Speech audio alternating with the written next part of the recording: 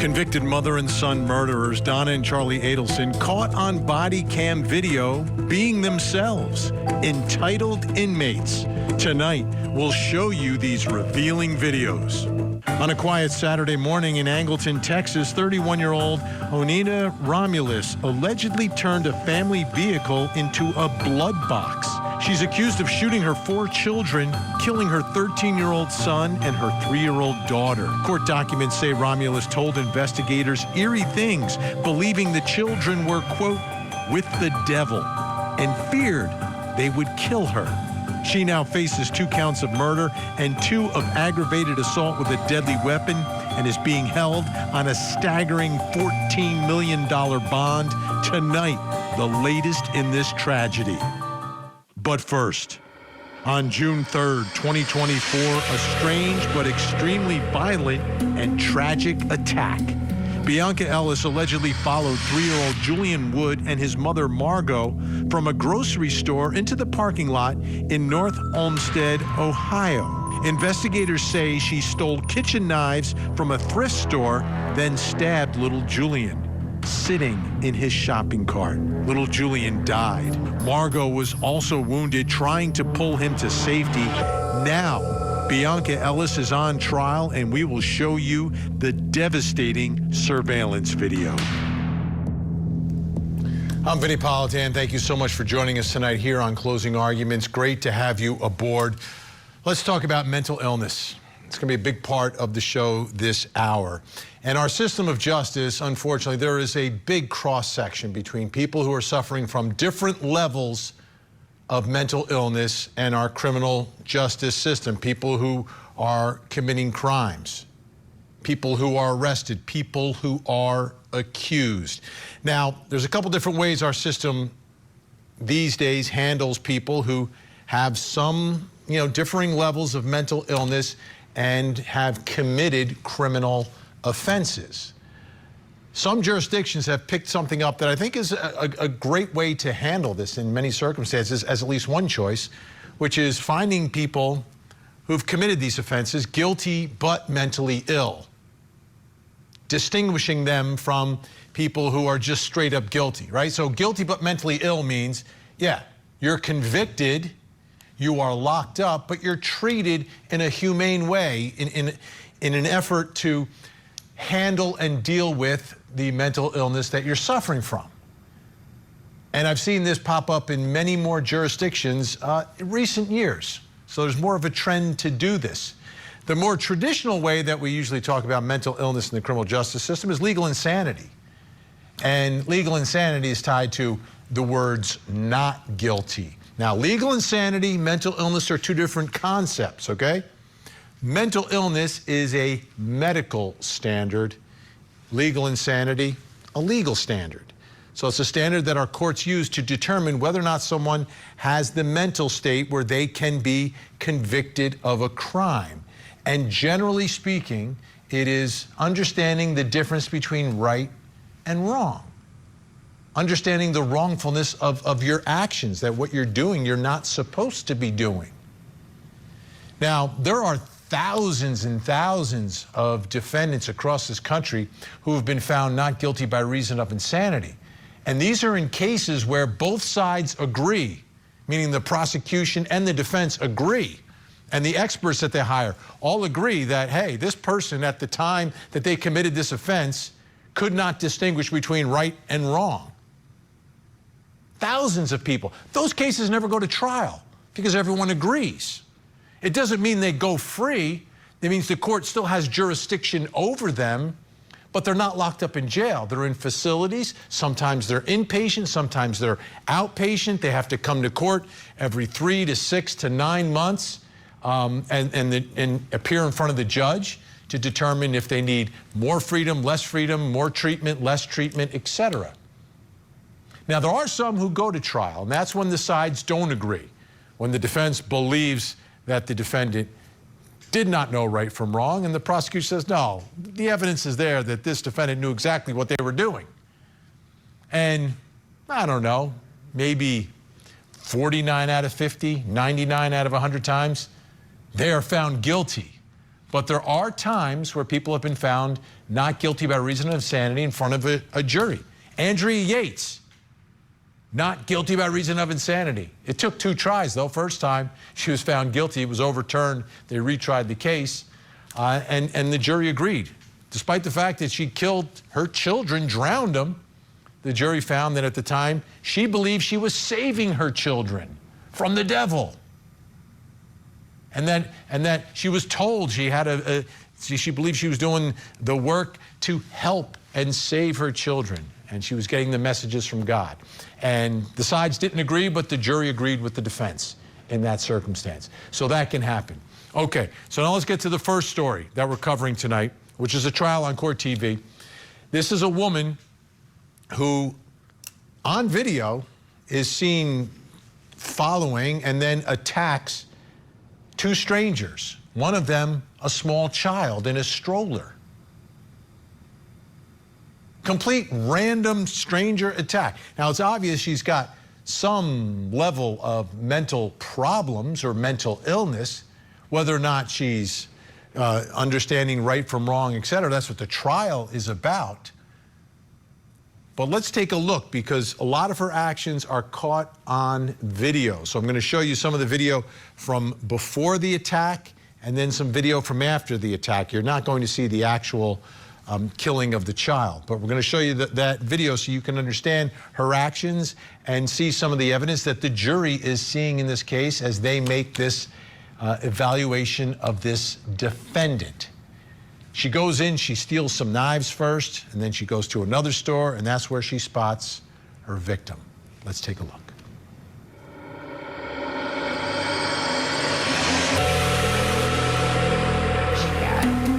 Are these the items we're seeing here on the screen? Yes.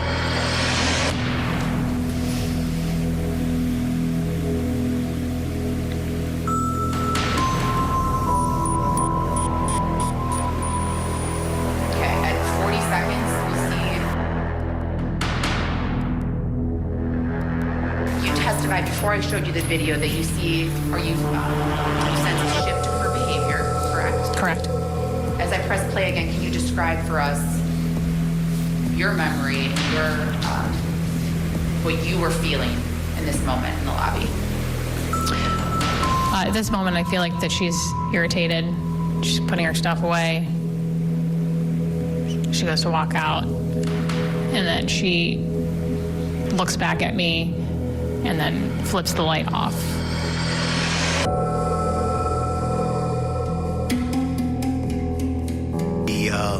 The kitchen knife area aisle where you could observe Miss Ellis now sifting through the knives.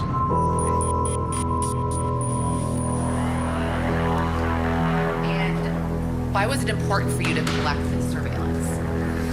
It was important because we're trying to establish a timeline as to what had occurred prior to the incident. And I don't know if you can see, it's a little faint. Timestamp up top on this exhibit. My eyes aren't that good, so no, I cannot. I could see a time, but I couldn't tell you exactly what that is.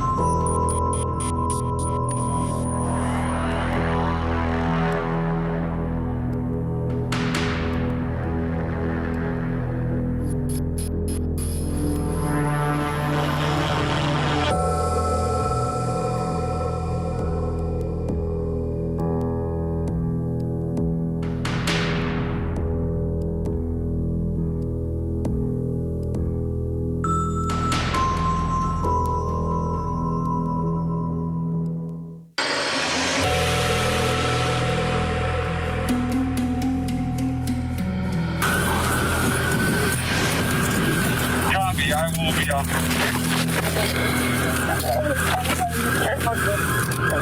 med kit? Okay. You want her on the side? You're good. Who's got a med kit? We gotta get her up. We have a female in custody. Are you bleeding? Are you hurt anywhere? Yeah, hold you up, okay? Grab your other arm. 11, do you have someone there with you? We're going to lift you up, okay? Stand up, okay? 1, 2, 3, stand up. Stand up. Come on. And round. 14 down. Mark it back this way. 52 LO3, I got 3 units. 1719 myself. And tried Eagle. In the parking lot, third aisle, if you got EMS coming. What's going up now, squad? What's going up now?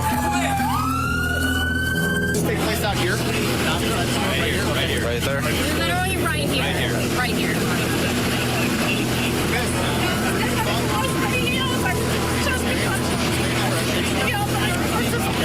you see this? John, what do you know? We got statements rolling. We got Luke washing his hands up.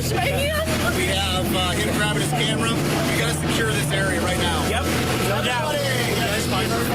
We need some tapes. He's got the female. She's under arrest.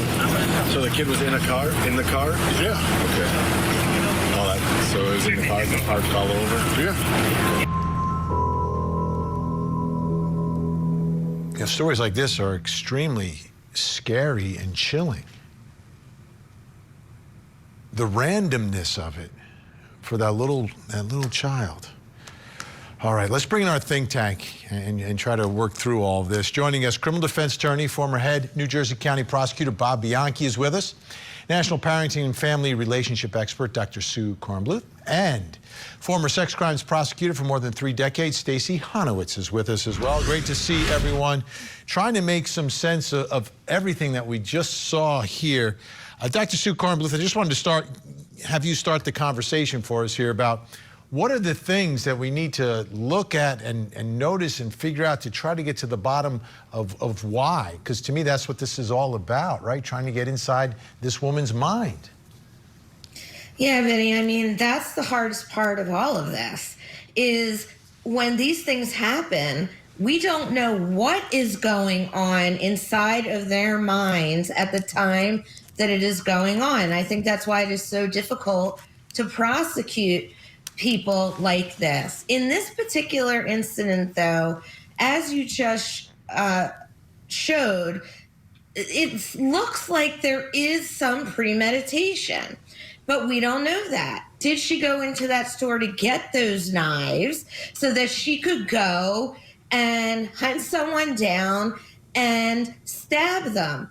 Was she hearing voices in her mind at the time or getting messages that would say she's having a psychotic break and went in there and the voices were telling her to pick a child to kill? We don't know what is going on in her mind at the time that this happened. But what we do know is that something is definitely mentally off with her. And that is going to have to be determined inside that courtroom on some of kind of speculation here, because we don't know what was going on in her mind. Bob? Yeah, well, Doc, let me just ask you this. I mean, as I'm looking at this case, and of course it's chilling, like you said, Vinnie, but doctor, when a forensic analyst is looking at this case, and you can correct me if I'm wrong, but the cases that I've handled, they're dealing with goal-directed behavior. There's no question about the fact that somebody does what she did is mentally ill, but that's not the forensic standard. The forensic standard is whether she knew the difference between right or wrong, despite how crazy, quote unquote, it may have been. So I would throw back to my psychologist or somebody like yourself, and I'd say, well, can you show to me that based upon her stalking-ish behavior, getting the knives, hiding the knife, waiting, looking, and like, you know, Vinnie said, it's chilling, but she picks and identifies the person she wants to attack. Isn't that goal-directed behavior? It could be, Bob, but how are you going to prove that there weren't voices in her head at the time that was commanding her to do that? And I think that's where we're in disagreement. Yeah, well, I don't have to see. Fortunately for me, when you ask the question, and rhetorically I understand, how do I prove it? I don't have to prove anything. The defense has to prove by a preponderance of the evidence that this person, even if she was hearing voices and even if she was having a psychotic episode, still does not mean that she can't know the difference between right or wrong. So as a prosecutor, I'm going to say to them, Doc, hey, ball's in your court to prove that she was unable to know the difference between right or wrong. Different way of looking at it. We shall see. Stacey, go ahead, jump in there. Well, I was going to say what Bob makes that prosecution's argument, because certainly they are in court and the issue is not did she do it, but was she sane at the time? Did she know the difference between right and wrong? And so all of these issues, all of these things, the directed goal, the going in, the premeditation, she followed them around the store. Then she didn't go and look for somebody else. She followed them out of the store. Then she went ahead and stabbed this child. It is unfathomable to look at this. But the reality is, in this courtroom, the defense now is saying that she's not sane. And so how do we move from here? They're going to get all of their experts to come in to analyze her, to test her, to see what's her history, what are her priors, has she ever been institutionalized before? Talk to the family members. Is there a history of schizophrenia? And that's when you go back and forth in the courtroom, because the defense is saying she's insane. She suffered from some mental disease that made her not know the difference between right and wrong. And the prosecution saying, no way. She knew exactly what was happening here. So that's what you're looking at. Anyone troubled by the fact that she's walking around with this knife and no one seems to notice? Nobody saw. Nobody does anything. Yes. And I understand if you're in a grocery store, maybe they think, you know, she works in the deli section. I don't know. But to me, that's another part of this. Everyone's sort of oblivious to someone walking around kind of waving a pretty large knife. I mean, that's not necessarily something that you normally see. I don't know if they're oblivious or not, Vinny. I think this goes back to the innocent bystander effect in a way where everybody is thinking that somebody else is going to call this in or is going to act and stop this. I mean, I think you have a good point that somebody's walking around with a big knife, that they could be the person cutting up the fruit in the back, but nobody's really walking out in a market with a big knife just sticking out. I mean, where was everybody? That's something that irritates me. Yeah, I don't get that either. Okay, great news. Think Tank staying with us. When we come back, we've got another case with clear case of there's something mentally wrong with this woman. A mother shoots 4 of her own children in the car. 2 of them survive, 2 don't. We'll talk about that story, plus coming up next hour. Tonight on Vinnie Politan Investigates, Corey Richens was working at Home Depot when she met Eric Richens, a successful businessman in Utah. They fell in love, got married, and started a family with 3 little boys. But now, Eric is dead, and Corey is charged with murder. The alleged murder weapon? A Moscow mule laced with poison. Can prosecutors prove the case? Tonight, we investigate. Join Court TV's Vinnie Politan with the latest and breaking true crime stories. Now, let's look at the other side of all of that. Vinnie Politan Investigates. Tonight, 9/8 Central, only on Court TV. You dream about moments like this. My goodness. The fastest female track and field stars compete in a one-night-only event. Atlas NYC 2025, live from New York City, Friday at 7. It's on ION. Yesterday, Brazoria County deputies responded to an unthinkable, unimaginable tragedy. This event has shaken our community, and we are all feeling the loss. So we just covered a story involving a woman who attacked someone else's child. Now we've got a story involving a woman accused of attacking her own children, 4 of them inside her car, killing 2 of them. It happened in Texas. Here's Sheriff Bo Stallman from Brazoria County. Evidence indicates that the driver of the vehicle identifies as a 31-year-old Oninda Romulus. She's the mother of the 4 children involved. All 4 children have sustained gunshot wounds. Sadly, a 13-year-old boy and a 3-year-old girl did not survive. We are thankful to report that an 8-year-old boy and a 9-year-old girl are now in stable condition. We believe that the evidence shows that this tragedy has occurred inside of the vehicle and that Romulus, the mother of the children, is the shooter. At 4:48 a.m. yesterday, Romulus called the Brazoria County Sheriff's Office. When deputies arrived, they immediately began providing lifesaver measures to each children until medical help could arrive. The 2 surviving children were life-flighted into a Houston area hospital where they remain in stable condition. Romulus was later arrested and charged with 2 counts of murder and 2 counts of aggravated assault with a deadly weapon, with a total bond set at $14 million. Romulus is a current resident of the Montgomery County here in Texas, where Sheriff Wesley Doolittle is the sheriff there of Montgomery County, and he is here with us today. His office has assisted us with investigative tasks that have taken place there in Montgomery County. Our investigators, along with responding agencies, continue to collect and analyze evidence in this case and in this ongoing investigation. I also want to thank the people of Brazoria County and our surrounding communities. The prayers, the messages and support shown for these children, and also for the first responders involved in this, mean more to us than what words can express. It is impossible to make sense of a senseless tragedy like this, but we will do everything we can to seek justice for these children.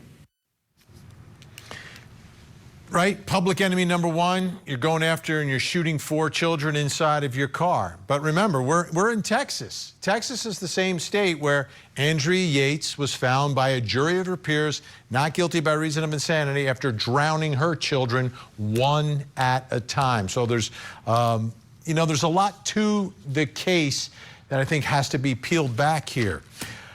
Take a look. We have some more details here, and this might give us more insight into how the case may play out.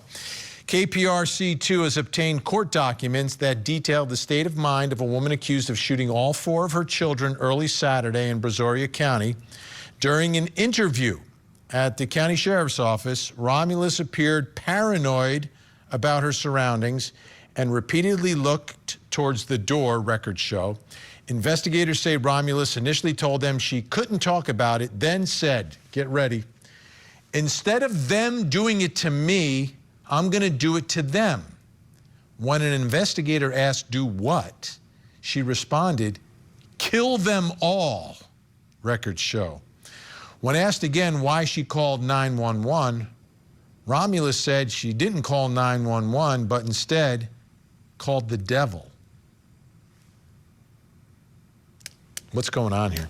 Let's bring back in our think tank, Bob Bianchi, Dr. Sue Kornbluth, and Stacey Honowitz. Stacey, there's a couple things here. First, in the fact that she calls 911, although she says she's calling the devil, what is that? Is that, to me, that's a significant part of this, and I'm sure the defense thinks it's a significant part of this. What are your thoughts about that particular fact in this scenario? Well, if you erase it from other things and you just take that one fact, a prosecutor is going to run with that and say, listen, she must have known what she did was wrong because she called the police to report it. The flip side to that, of course, is the defense saying, well, you're taking it out of context because she said she called the devil. So once again, Vinnie, this is a horrific case. We are dealing once again with a case where a mother kills her children. And of course, the first thing that anybody's going to look at if a mother takes the lives of her own kids is she obviously is suffering from some type of mental illness. But once again, we get right back into this whole cycle again of what she suffered from before this. Is there some kind of schizophrenia, paranoia, something that would lead the defense to say she needs to be evaluated because she was insane at the time that she took the lives. Anybody that would take the lives of their own kids must be insane.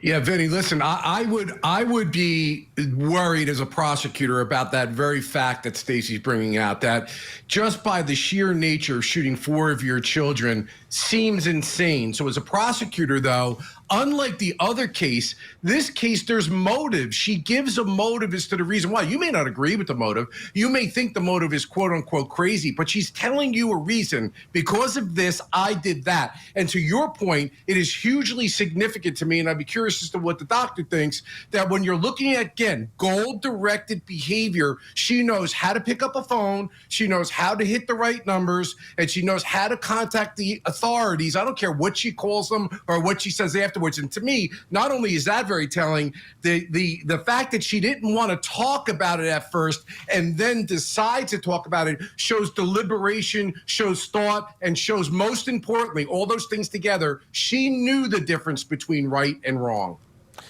Dr. Sue Kornbluth, I want to put one more thing in the mix for you here, okay? To give you a little more of the history here. And it concerns one of the victims, the 13-year-old. Oninda Romulus appeared on season 1 of Paternity Court in 2013. The episode posted to their YouTube channel. Here's a clip from that.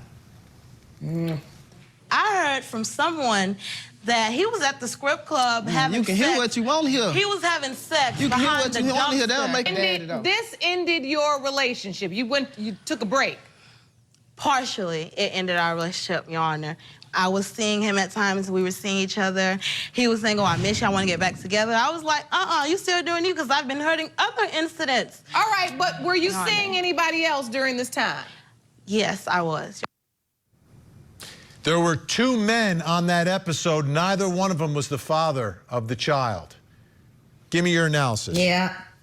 Well, I have a lot of analysis here. First of all, back when Susan Smith and Andre Yates were doing all this stuff, we didn't have access to social media or clips from television, but here we do. And I think you can see, and what's going to hurt her here is that she was competent enough to be on a television show and to speak clearly and openly. So she was also posting a lot of Instagram posts saying that she wanted her own life and things like that. And I think that's going to hurt her case much more than it is with the first case we were talking about today. You know, it takes a lot to shoot your children, all right? It's the worst thing you could ever do. And she did it. Now, was she hearing voices? Yes.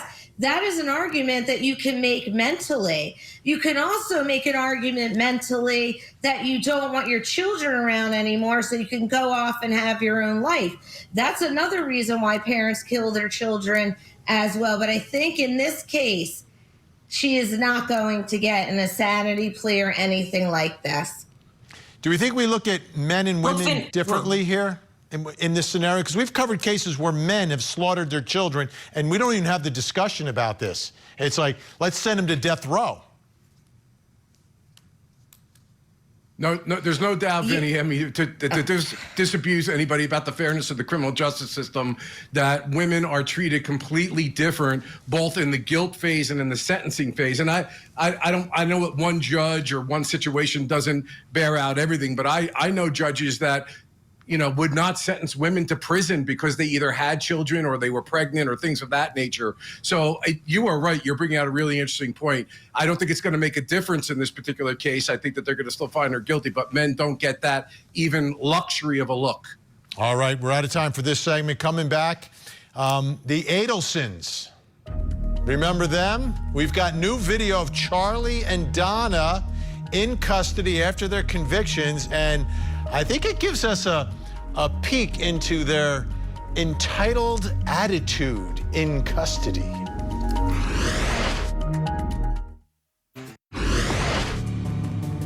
Verdict. Count 1. We, the jury, find as follows as to count 1 of the indictment, first-degree murder.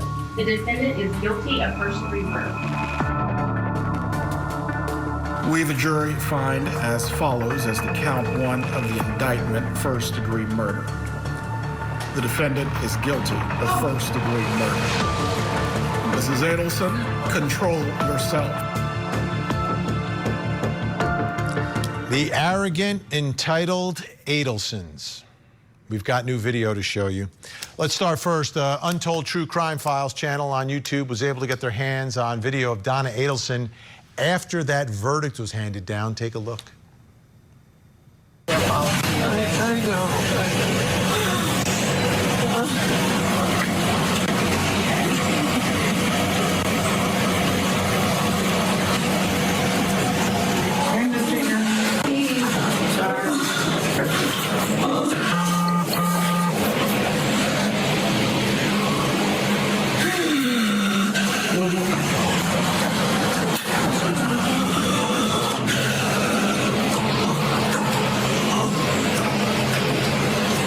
117 is in control. Don't feel inside slide, please. Did she not know? Like, I kind of had an idea the way the jury was going to go on that one. Now let's take a look at Charlie Adelson. This one, a little bit more revealing. Take a look. Apparently, I think he got his toe stubbed or something, and it becomes a big deal. Let's watch.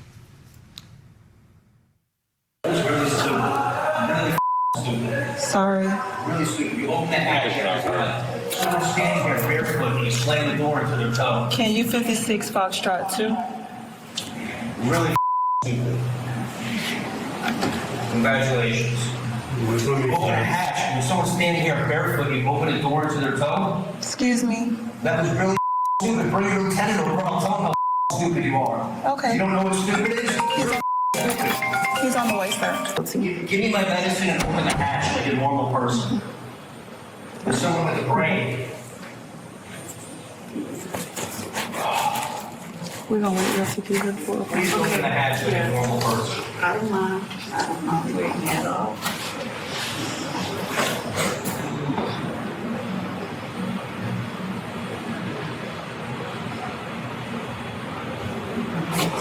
Okay. Hey, but there's a guy number 4. What's his name? Parker? I'm not sure.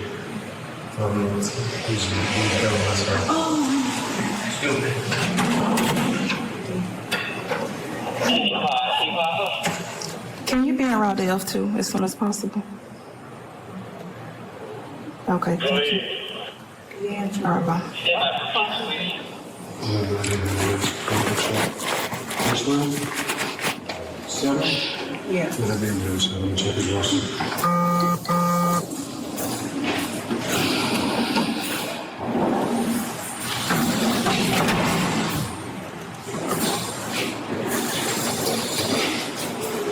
I'm gonna take you down to medical to be checked out, okay, sir?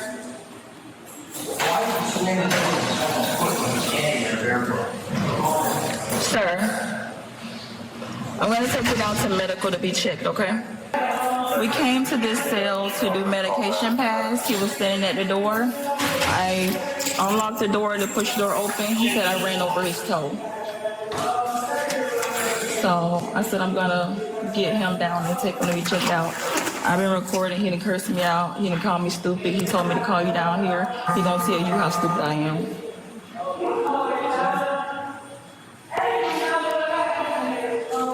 So what do you need? You saying he need medical attention? He didn't say he needed medical attention, so before I open his door all the way, I didn't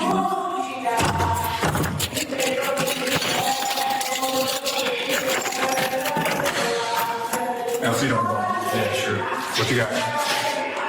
Medical comes to hand me my pills, so I stand at the door so I can get them through the hatch like I always do.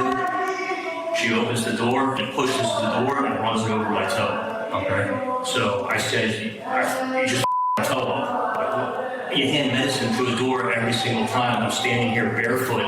If you look at the door, it's a big gap. If you're standing here barefoot, take a heavy door and slam it forward, you're gonna someone's toe up. It's common sense. That's all it is. Which toe? My right big toe.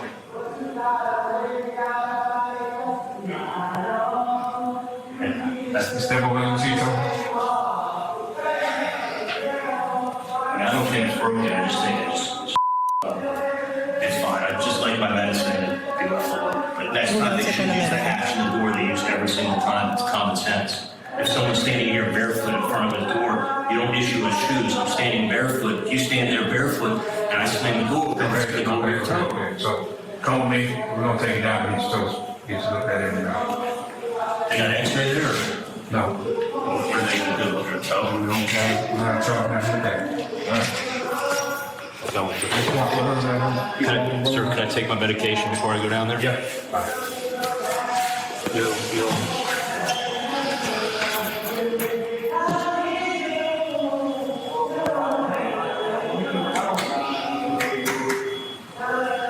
I apologize for saying it's stupid, but when you get your toe slammed into by a door standing there, it surprised me. And he's calling her the stupid one. Who's the one that's locked up and will be behind bars for the rest of his life and die a convicted murderer? Not her. That'll be you, Charlie Adelson. Let's bring back in our think tank Bob Bionca, Dr. Sue Kornbluth, and Stacey Honowitz. Is anyone worse than the Adelsons, Bob? Well, listen, no. And I can't help but think when I'm look, her reaction, I get. It's fresh, it's raw. By the way, cops did a great job, the corrections people, in taking care of her. Him, I'm wondering, what are the guys in the jail when this gets out and they see that he's upset because he had his toe stubbed?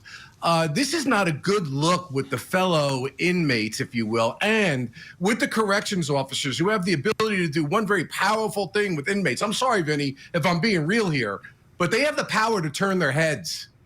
And this guy's putting himself in jeopardy with something over his stubbed toe. Give me a break. What a wuss. Sorry. Well, Bob, I honestly do not think that Mama Drama Donna Adelson's reaction out of court was just a reaction. This is a victim. She plays the victim. I mean, let's be honest, everybody. Did anyone see a tear rolling down her face? I certainly didn't. And Charlie, her son, is just, an apple off the tree. Personality disorders, everybody, you're not born with. It's from the interpersonal relationships that you've had, especially with your parents. One narcissist, two narcissists equal malignant narcissist. Yeah, I mean, the arrogance displayed by both of them is really incredible because, you want to look at her and she wants to make herself out to be a victim and she's crying. And like Bob said, you understand the verdict came in. I don't know why she didn't expect it to be any different. But when you think back, if you remember the testimony, the letters that she wrote, the things that she said about her son-in-law, the names that she called him, the things that she wanted to do to him, what she went through to conspire to kill him. And then you look at that, you say to yourself, you've got to be kidding. And the same thing with him. He's so arrogant and he's so holier than thou that I don't know what his end game was in screaming and calling these people stupid. Did he not realize that it was going to be worse for him in the long run? No, because he's arrogant and he's got a personality issue. So you look at this case, it has captivated the world, basically, and people are just waiting to see if something new is going to happen in this case by way of other people being arrested. Yeah, and I love the fact that we get this video because we get a slice of something we don't normally see, right? We see him when he's on his best behavior inside the courtroom, trying to convince the jury and doing everything right. But then we get to see who he really is. And to me, this is very, very revealing and shows that, yeah, this is someone capable of doing what he was convicted of, because this is the real Charlie Adelson, right? It's like Charlie uncut, sort of, right? And to me, I would love to be able to show things like this to the jury during the trial, but they don't get that picture. They get everyone on their best behavior. But this will be very confirming, I think, for jurors to see this and know that they put behind bars someone who clearly is capable with the level of arrogance to have made the call here and to be like, I'm smarter than everybody. Everybody's dumb. Everybody's beneath me. All right, I'm sleeping with this girl. Maybe she'll get her idiot boyfriend, the Latin King, to commit this murder. And I think that's exactly what was going through his mind.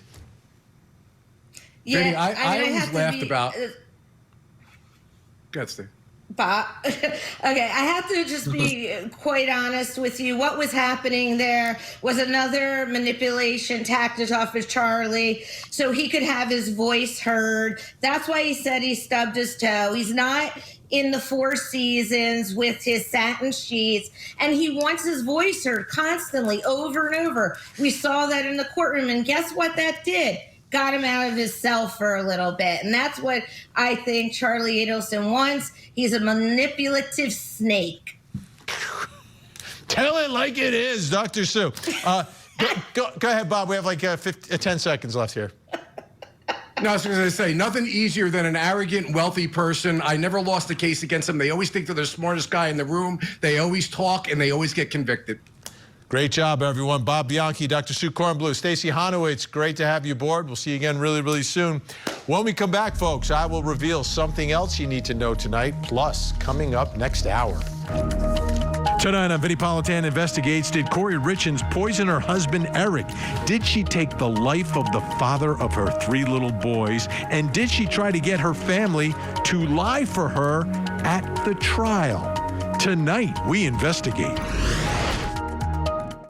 Join Court TV's Vinnie Politan with the latest and breaking true crime stories. Now, let's look at the other side of all of that. Vinnie Politan Investigates. Tonight, 9/8 Central, only on Court TV. A wife accused of murdering her prominent attorney husband, and the defense involves blaming her own sons? Victim to verdict with Ted Rollins. New episode Saturday night, 8 Eastern and Pacific. Only on Court TV.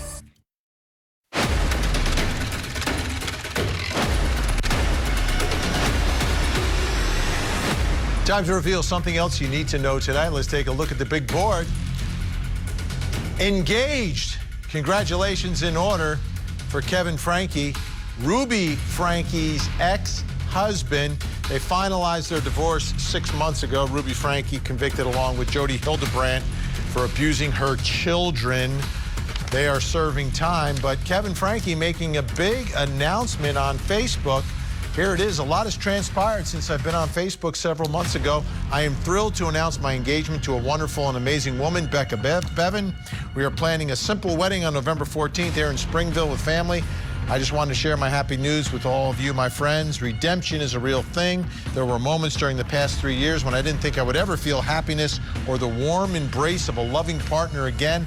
I'm so grateful for grace, resilience, a loving God who gives me hope, and family and friends that buoyed me when I couldn't stand on my own. Thank you all. Here's to new beginnings and fresh starts. And good luck to Kevin Franke and that entire family. And hopefully everyone can move past what Ruby did to her kids. All right, take a look at your screens. We have a child who needs your help. This is Kelsey Curtis, missing out of Lawton, Oklahoma, 16 years old. If you see Kelsey, pick up the phone, make a call, make a difference, 911. 1-800-THE-LOST, or you can call the Lawton Police Department in Oklahoma.